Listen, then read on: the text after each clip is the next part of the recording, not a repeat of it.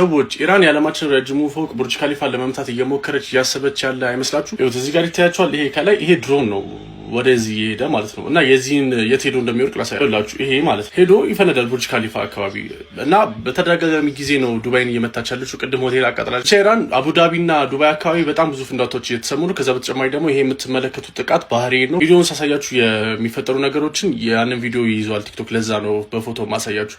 ብቻ አፕዴት የሚኖር ከሆነ ተከታታይ የሚያቀርብላችኋል። ቡርጅ ካሊፋን ግን የመምታት ፍላጎት አላት መሰለኝ። ብቻ አዲስ ነገር የሚኖር ከሆነ መሪዎቿንም ከኢራን መሪዎች ጋርም ተያይዞ ብቻ በአጠቃላይ አዲስ ነገሮች የሚወጡ ከሆነ ተከታታይ ማቅረብላችኋል። እስከዛ ፎሎ እያደረጋችሁ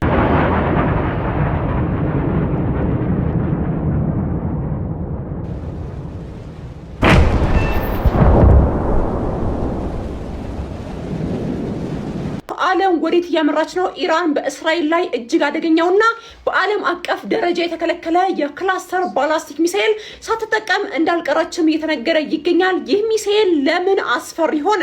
ሚሳኤሉ መሬት ከመንካቱ በፊት አየር ላይ ይከፈታል። ታዲያ ሚሳኤሉ አንድ ሚሳኤል ብቻ ሆኖ ይወነጨፋል። ነገር ግን በውስጡ 20 ትናንሽ ቦምቦችን ይዞ ነው የሚወነጨፈው።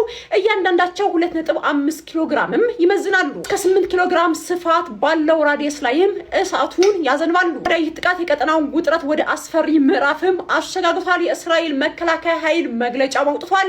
ህዝቡ ከፍተኛ ጥንቃቄ እንዲያደርግም ጭምር አስነብቧል። ነገሮች እጅግ ከተባሉት በላይ እየሰፉም ይገኛሉ። አዲስ ነገር ካለ ግን አጋራችኋለሁ። እንደምታዩት የኢራን ዋና ከተማ ቴሄራን በዚህ መልኩ ፈንድታ ነበር፣ ጋይታ ነበር ማለት ነው በእስራኤል ጥቃት የተነሳ። ግን ከዚህ የሚጠቀሙት እነማን ናቸው? አማልክቶቻቸው ናቸው። እናያለን በመረጃና በማስረጃ። ዛሬ ፌብሩዋሪ 28 አይደል እስራኤል ኢራንን ያጠቃቸው? ምን አለ በዚህ ቀን የሚለውን እናያለን። እና ኤርስፔሱን ተመልከቱት።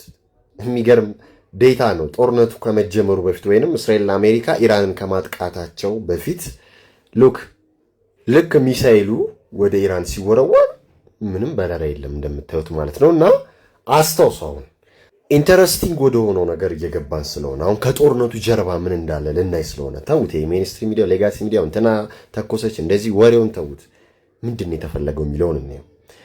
ይኸው ፌብሩዋሪ 28 ነው ቴሄራን ላይ ጥቃት የተጀመረው። በዚህ ፌብሩዋሪ 28 በዛሬው በቅዳሜ ዕለት በሳተርዴይ ዕለት በሳተርን ዕለት ነው እስራኤል ኢራን ላይ ወይንም ቴሄራን ውስጥ ጥቃት የሰነዘረችው። ምን አለ በዚህ ዕለት? ፕላኔታሪ ፕሬድ አለ። የፕላኔቶች አሰላለፍ ይታያል። በዚህ ዕለተ ቀን ነው እስራኤል የኢራን ዋና ከተማ ቴሄራን ላይ የተኮሰችው ጦርነት የተጀመረው። በኋላ ላይም ታዩታላችሁ ኢራንም ካውንተር አታክ አድርጋለች ማለት ነው። ዩሲ በአማልክቶቻቸው ቀን በነሳተርን ቀን በነሳተርዳይ ቀን ለነሱ ደም መፍሰስ አለበታ። የተወሰነ ሰው ደም ፈሷል ገና ካወዱ። በነሱ ዕለት ቀን ነው እንዲህ ያለ የሶስተኛ የዓለም ጦርነትን የሚቀሰቅስ ጦርነት የሚከፈተው የሚቀሰቀሰው ማለት ነው። ምክንያቱም እነሱ ጋር ሁሉም ነገር በቀመር ስለሚከናወን ማለት ነውና ከፌብሩዋሪ 28 እስከ ማርች 1 ድረስ ይሄ ፕላኔታሪ ፕሬድ ይታያል። እነ ሳተርንን እነ ቪነስ፣ ጁፒተር፣ ሜርኩሪ ምናምን በቃ በኔክድ አያችሁ ማየት ትችላላችሁ።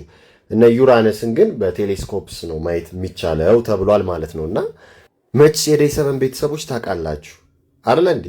ብለድ ሙን ሲመጣ፣ ፉል ሙን ሲመጣ፣ ብላክ ሙን ሲመጣ እንዲሁም ደግሞ እነ ሳተርን በሚታዩበት ወቅት የደም መስዋዕት ብለድ ሳክሪፋይስ፣ ሁማን ሳክሪፋይስ ሊሆን ይችላል። ጦርነት ሊቀሰቀስ ይችላል ብዬ ሁሉ ጊዜ አወራለሁና ቀኖቻቸውን እንግዲህ በጣዖቶች ነው የሰየሙት ምዕራባውያን። ወሮቻቸውንም የሰየሙት በጎደስና በጎደሰሶቻቸው አማካኝነት ነው ማለት ነው። እና ጦርነቱ የተቀሰቀሰበት ወቅት ወሳኝ ወቅት ነው። ሪቹዋል እንደሆነ ማወቅ አለባችሁ ማለት ነው። እና ኢራን እንግዲህ አጸፋዊ ምላሽ መልሳለች። ባህሬን፣ ዱባይ፣ ሪያድ በቃ ሚድል ኢስቱ አካባቢ ከፍተኛ ኤክስፕሎዥንስ ተሰምቷል ማለት ነው።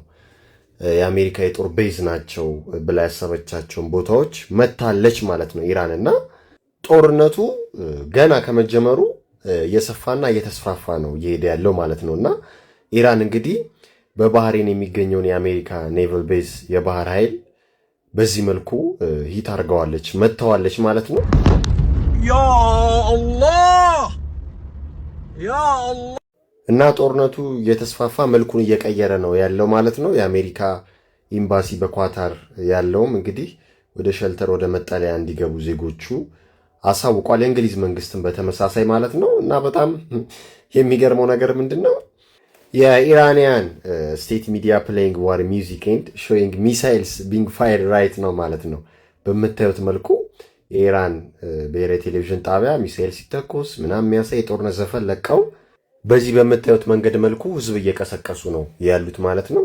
እስቲ ሰምተነው እንመለስ።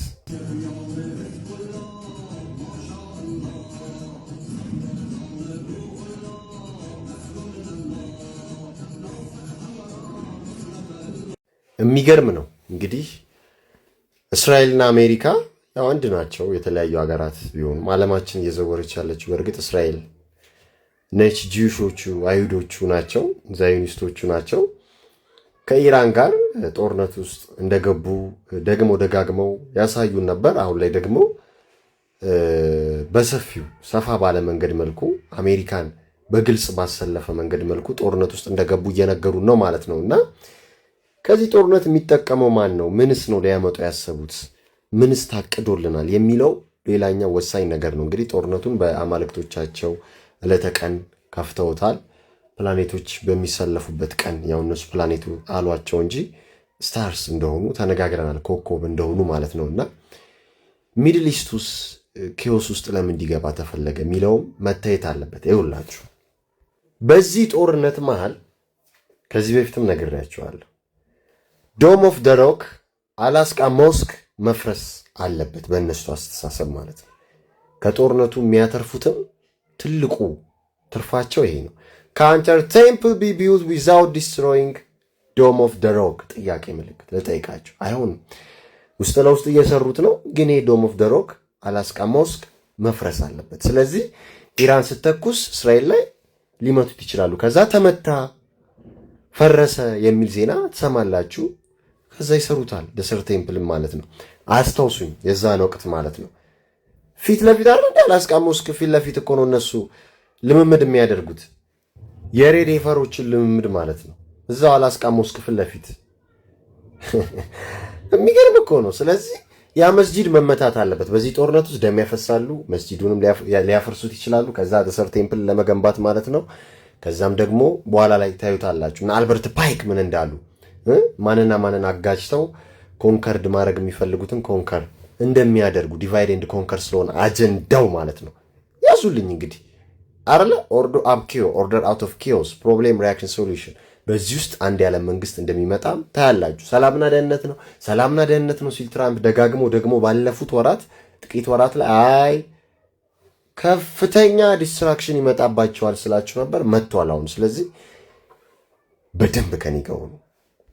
ከዚህ በፊት ታስታውሳላችሁ የትራምፕን አሳሲኔሽን ፕላን ፕሪዲክት ያደረገው ሰውዬ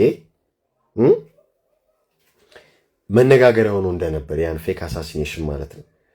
ከዛን አንድ ወቅት ላይ በራሱ ዩቲዩብ ላይ ደሰር ቴምፕል ኢዝ ከሚንግ በሚል ርዕስ ተጠቅሞ የሚገርም መልእክት ኢንተረስቲንግ የሆነ ነገር አስተላልፎ ነበር። ፓርት ኦፍ ቢግ ክለብ ስለሆነ ፕላንዳቸው ልክ እንደነ ደ ሲምፕሰንስ በሲትኮም ላይ እንደሚያስተላልፉት ቀድመው በሌሎችም ፊልሞቻቸው ላይ እንደሚናገሩት ይሄም ሰው ቀድሞ ተናግሮ ነበርና ምን ብሎ እንደነበር ሰምተን እንመለስ። Lord, I'll tell you all this. When I was praying, the Lord showed me that the Temple Mount, the third temple in Jerusalem is about to get rebuilt. Is about to be built, not rebuilt, but be built. The third temple is about to be built. And the Lord showed me that Trump will have a major part in bringing forth the peace accord with Saudi Arabia and these other nations, and that we will see the third temple be built in a short amount of time. I'm not going to tell you when, but I'm telling you it's coming. And so get ready, because we're seeing something that has to happen so that the Lord Jesus Christ is coming back. ስለዚህ ሰውዬ እንደሚለው ፈጣሪ ጸሎት ሲያደርግ ያሳየው ምንድነው? ሪቢልት ሆኖ ሳይሆን ቢልት ሆኖ ነው ያሳየው ማለት